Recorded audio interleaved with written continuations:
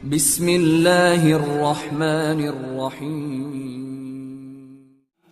Amalan batin ini yang banyak orang lupa dan hukumnya wajib. Ya, hukumnya wajib. Jadi syariat Islam itu dibagi dua, syariat lahir dan syariat batin. Karena setiap muslim harus mencontoh Nabi Muhammad sallallahu alaihi wasallam, dan Kanjeng Nabi itu SAW yang dicontoh lahirnya dan juga batinnya. Batinnya apa? Enggak ada iri, enggak ada dengki, enggak ada sombong ya. Itu semua hukumnya wajib. Kalau duha itu sunnah. Senyum kepada orang lain itu kan sedekah, berarti sunnah. Tapi kalau tidak dengki sama orang lain hukumnya wajib. Enggak benci sama sesama muslim hukumnya wajib. Benci hukumnya haram.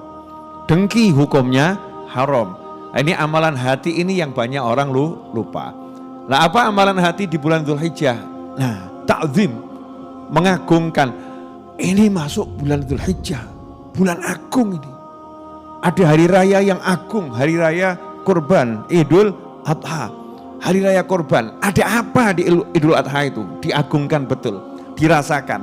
Yang jadi masalah, itu masuk hari raya kurban, itu seperti angin lalu. Oh ya, rioyo, selesai.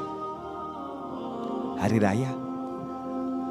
Bodoh, nyembelih kambing, nyembelih sapi. Kamu kemarin nyembelih sapi berapa? Sekedar di situ, bagus, tapi sekedar di situ.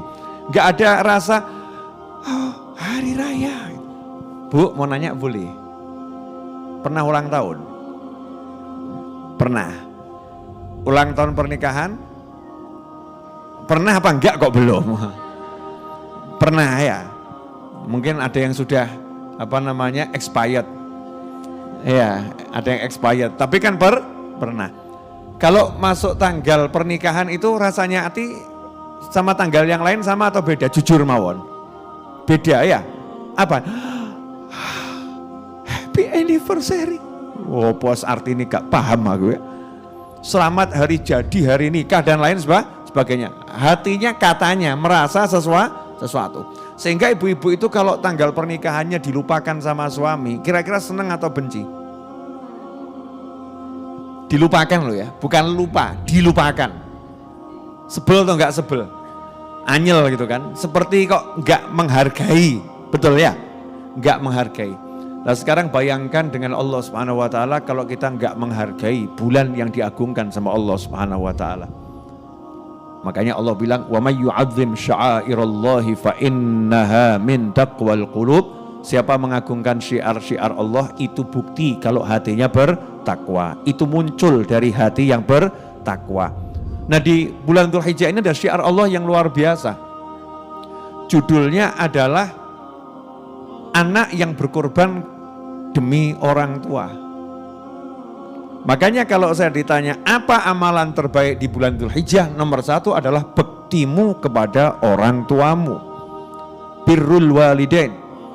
Di bulan Dzulhijjah itu tingkatkan birrul walidain. Tiap hari, tiap saat, tiap detik kita wajib birrul walidain. Bekti sama kedua orang tua. Tapi kalau Dzulhijjah harus lebih bektinya. Kenapa harus lebih? Karena di bulan Dzulhijjah Allah mencontohkan secara langsung bagaimana anak yang bekti sama orang tua.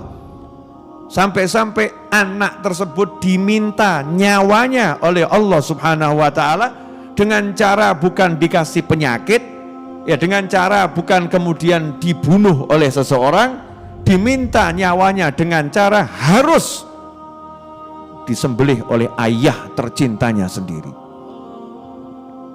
Masya Allah. Ya bunayya inni ara fil manami anni azbahuka fandur madza tara. Hei anakku, aku mimpi aku sembelih kamu, bagaimana pendapatmu? Anaknya menjawab, ya abatif al ma tu'mar. Hei ayahku, lakukan apa yang diperintahkan kepadamu. Satajiduni insyaallah minas sabirin. Insya Allah engkau akan mendapati aku termasuk golongan orang-orang yang sabar. Maka Nabi Ismail meletakkan lehernya siap disembelih oleh ayahnya. Ayahnya pun mengasah pisau yang tajam dan diletakkan di leher anaknya. Ya, kemudian pisau itu betul-betul digerakkan, leher anak itu betul-betul disembelih oleh sang ayah atas perintah Allah Subhanahu wa taala. Tetapi Allah bukanlah Tuhan yang zalim. Allah Tuhan yang Maha Pengasih lagi Maha Penyayang. Allah perintahkan itu hanya untuk menguji, maka Allah buat leher Nabi Ismail alaihissalam kebal. Ya, lehernya menjadi seperti besi baja, sehingga pisau itu tidak sedikit pun menyakiti ataupun melukai. Setelah itu Allah katakan, engkau sudah buktikan ya mimpimu, engkau sudah laksanakan tugasmu.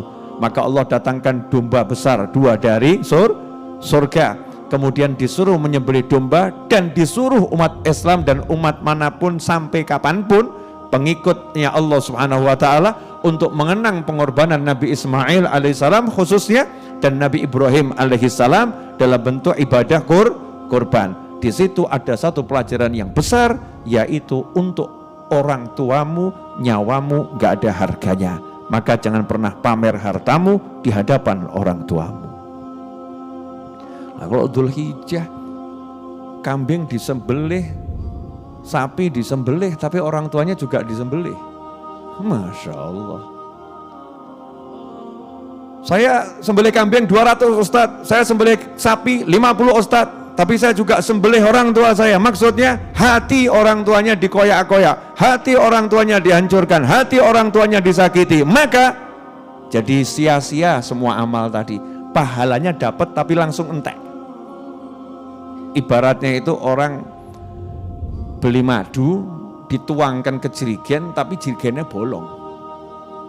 Itu yang salah yang juali atau yang beli? Yang beli bawa jerigen, nih saya beli madu 10 liter, bawa jerigen. Yang juali yang juali. Jerigenmu bolong, oh nggak apa-apa, yang penting saya beli saya bayar. Grojok 10 liter, jatuh semua. Ya jatuh semua, jadi pulang nggak bawa apa? Nggak bawa apa-apa. Itulah orang yang durhaka pada orang tua. Na'udzubillah min dzalik. Makanya amalan terbaik bulan Dzulhijjah adalah ambil pesan yang sebetulnya tidak tersirat, pesan yang nyata-nyata tersurat. Bahkan nggak disebutkan peristiwa datangnya kambing, ya sampai detil disembelih kambing itu nggak disebutkan. Dalam Al-Quran yang diceritakan dengan detil justru ya proses bagaimana anak merelakan nyawanya demi orang tua. Bu, kalau udah dengar begini nih rasa-rasanya kurang ajar kita banyak enggak? Ya Alhamdulillah sadar. Allahumma ja'alna minas sadirin ya. Kalau kita sadar berarti kan bisa dandani. Alhamdulillah. Pemirsa dimanapun Anda berada, maka fokus perbaiki birrul walidain. Perbaiki kita masing-masing bekti kita kepada orang tua. Kalau udah fokusnya ke situ selesai. Jelas loh ya, nyawa diserahkan untuk orang tua, diberikan. Gak pakai ayah, engkau tega sama aku. Ayah, engkau gak punya perasaan. Gak ada. Ayah laksanakan. Insya Allah aku sabar. Justru ayahnya diem-diem. Ayah laksanakan, insya Allah aku sabar. Nabi Ibrahim ya berat, wah anak yang paling disayangi, anak tercinta, lama nggak dapat. Tapi kan harus mencintai Allah lebih daripada dirinya, keluarganya, dan apapun ya.